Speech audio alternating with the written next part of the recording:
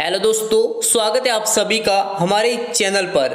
RBSC 12th class board exams के sociology का paper इस वीडियो में सॉल्व करवाने वाला हूँ। यानी समाज शास्त्र से जो भी आपका पेपर बनने वाला है 30 मार्च 2022 को राजस्थान 12वीं बोर्ड परीक्षा में जो समाज शास्त्र के प्रश्न आने वाले हैं, कौन कौन से प्रश्न है, किस प्रकार एग्जाम का पेपर पैटर्न रहेगा, क्या कौन से प्रश्न आने वाले, कहाँ से प्रश्न बनने वाले हैं, पूरी की पूरी डिस्कशन, पूरे के पूरे आरबीएससी 12th सोशियोलॉजी के पेपर का डिस्कशन इस वीडियो में होने वाला है। तो सबसे पहले इस वीडियो को आप सभी लाइक कर दीजिए और चैनल पर नए तो चैनल को सब्सक्राइब करके बेल आइकन को प्रेस कर दीजिए। तो सबसे पहले हम बात करेंगे, यहाँ पर आप देख सकते हैं ये आपके लेसन है, बोर्ड एग्जाम्स के टॉपिक है। तो यहाँ पर आप देख सकते हैं, सबसे पहले यहाँ पर आप देख सकते हैं भारतीय समाज की जनसांख्यिकी संरचना, सामाजिक संस्थाएं, निरंतरता एवं परिवर्तन। तो यहाँ पर आप सभी के लिए मैं आपको पहले क्लियर कर दूं, ये जो 3 लेसन है वो बहुत ही इंपॉर्टेंट है। यानी ये टोटल 32 मार्क्स के यहाँ पर जो है आपके मार्क्स लाने वाले हैं। यानी आपको जो है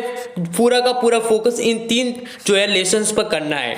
ठीक है, ये जो भारतीय समाज की जनसंख्या की संरचना, सामाजिक संस्थाएं जो है भी है, सामाजिक विषमता व बहिष्कार की स्वरूप, ये 3 लेसन काफी इंपॉर्टेंट है आपके बोर्ड एग्जाम्स के पेपर के लिए। बाकी ये तो है ये इंपॉर्टेंट, बाकी ये जो सामाजिक आंदोलन वाला है ये भी इंपॉर्टेंट है। ठीक है, तो ये आपके लिए सभी इंपॉर्टेंट रहने वाले हैं। अब किस प्रकार से प्रश्न बनेगा, किस प्रकार से आपका 30 मार्च 2022 को आपका पेपर आने वाला है, हुबहू मैं आपको वो प्रश्न बताऊंगा। तो सबसे पहले इस वीडियो को आपको अभी तक लाइक नहीं किया है तो लाइक कर दीजिए और आप सभी हमारे टेलीग्राम चैनल के साथ जुड़ जाइए, RBSC study Telegram channel, link आपको डिस्क्रिप्शन में मिल जाएंगी। तो सबसे पहले तो यहाँ पर ब्लूप्रिंट देख सकते हैं, यानी समाजशास्त्र का यहाँ पर आपके कक्षा के लिए ब्लूप्रिंट जो जारी किया गया है माध्यमिक शिक्षा बोर्ड के द्वारा, यानी किस लेसन से कौन से वस्तुनिष्ठ प्रश्न बनेंगे। तो यहां पर आप देख सकते हैं सामाजिक विषमता व बहिष्कार के स्वरूप, इस लेसन से आपका एक वस्तुनिष्ठ प्रश्न यानी एक ऑब्जेक्टिव क्वेश्चंस बनेगा। तो इस प्रकार से यहां पर आप पूरा ये 60 आप समझ सकते हैं किस प्रकार से आपका कौन से लेसन से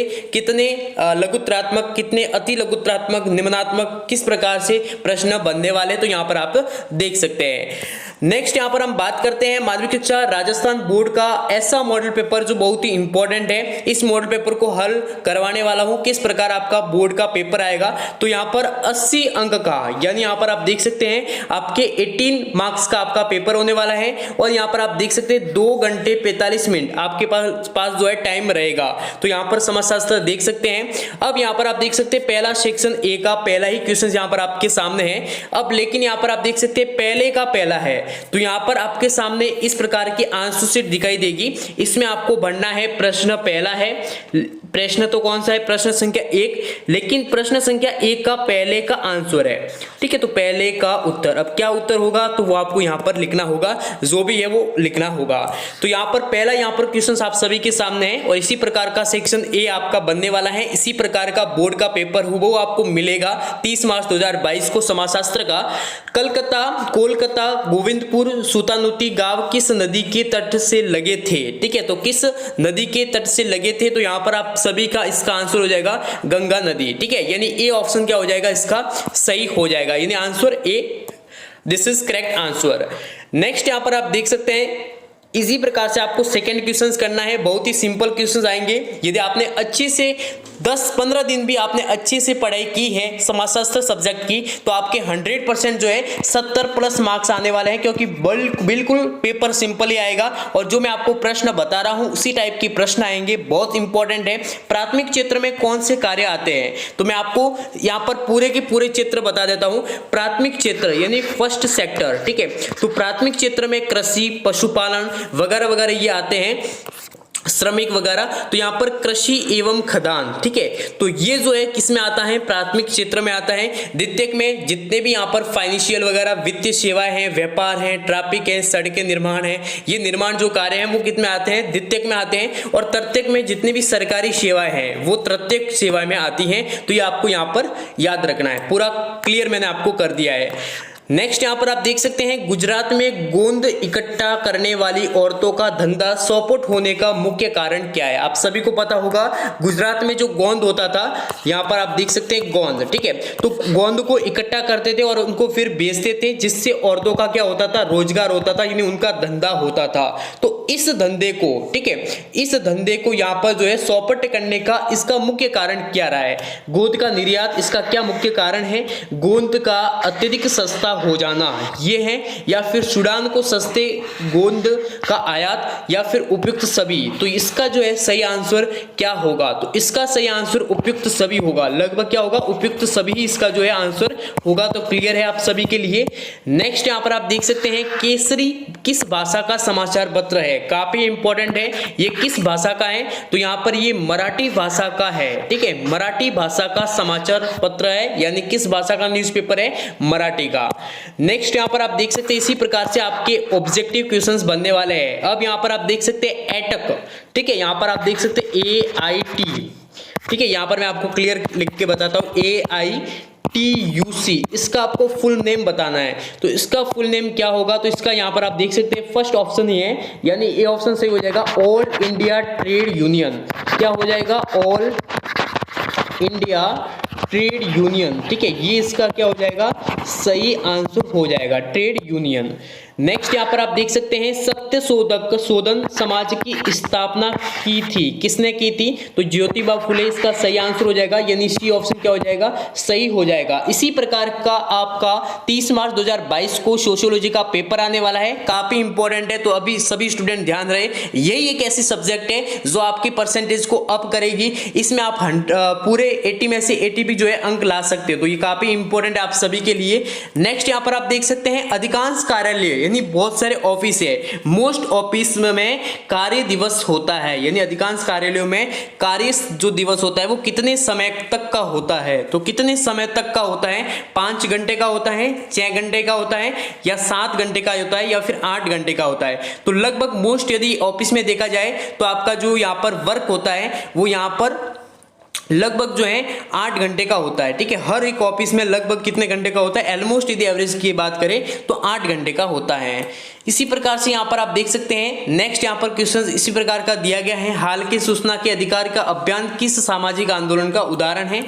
इसी प्रकार से यहाँ पर आप देख सकते हैं नेक्स्ट है, इसी प्रकार से आपके क्वेश्चंस आने वाले। अब यहाँ पर आप देख सकते हैं मेन वापस क्वेश्चंस आ चुका है, व्यापार, यातायात, वित्तीय सेवाएं इत्यादि उद्योग किस क्षेत्र के अंतर्गत आते हैं, तो ये किस क्षेत्र के अंतर्गत आते हैं, तो ये द्वितीय क्षेत्र के अंतर्गत आते हैं, यानी सेकेंडरी सेक्टर, ठीक है।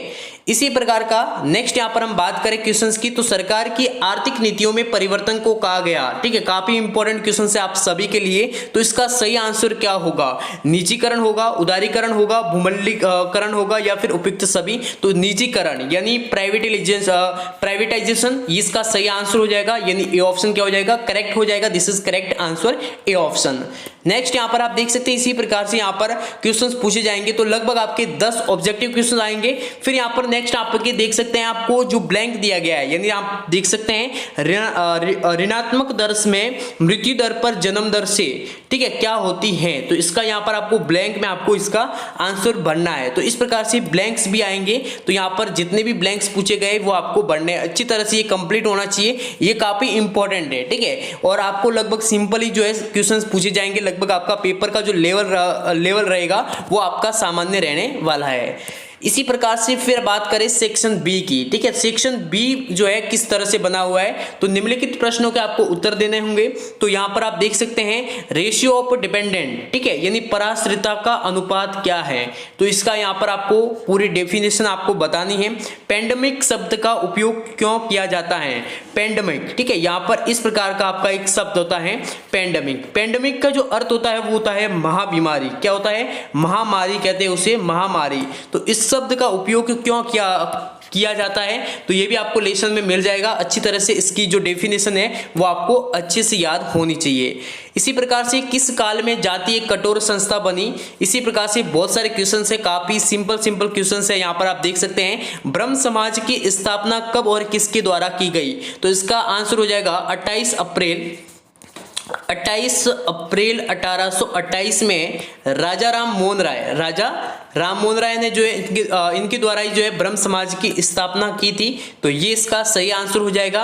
इसी प्रकार से यहाँ पर आप देख सकते हैं जो पूर्वाग्रह से क्या तात्पर्य है, तो इसकी भी आपको अच्छे से डेफिनेशन याद करके आपको लिखनी है। बाकी बहुत ही सिंपल है और बाकी जितने भी विधान है उनकी परिभाषा याद रखना है, ठीक है। कि श्रीनिवास के अनुसार प्रभु जाति कौन सी हो सकती है, औद्योगिकीकरण के कोई दुष्प्रभाव है वो आपको बताने हैं, कि इंडस्ट्री है उनके क्या दुष्प्रभाव यानी क्या साइड इफेक्ट्स हो सकते हैं। इसी प्रकार से यहाँ पर आप देख सकते हैं अनुचित जातियों की 2 समस्याएं बताइए, भारतीय समाज पर औपनिवेशीकरण के कोई 2 दुष्प्रभाव बताए। यानी जितने भी ऐसे मोस्ट इंपॉर्टेंट टॉपिक है उनके जो मोस्ट पॉइंट है वो आपको याद रखने हैं और इनके आंसर देने का तरीका एक लाइन में होना चाहिए, क्योंकि 1 नंबर के ही ये जो है इनके आपको आंसर देने पर 1 मार्क्स ही मिलने वाले, यहाँ पर आप क्लियर देख सकते हैं। नेक्स्ट यहाँ पर सी जो रहेगा वो किस प्रकार का रहेगा, अब इसको आपको ध्यान से समझना है। सेक्शन सी को आंसर किस प्रकार से लिखना है, तो यहाँ पर आप देख सकते हैं एक है समर्थन मूल्य क्या है, संक्षिप्त में आपको समझाना है। तो इसका यहाँ पर आप देख सकते हैं 1+1 दिया गया है, यानी यदि आप इसका आंसर लिखते हैं समर्थन मूल्य क्या है तो आपको 1 नंबर मिलेगा, और यदि इसको भी आपको लिखते हैं तो 1 नंबर मिलेगा। तो आपको दोनों को मिलाकर 2 नंबर मिलने वाले हैं, यदि 1 करते तो आपको 1 नंबर ही मिलेगा।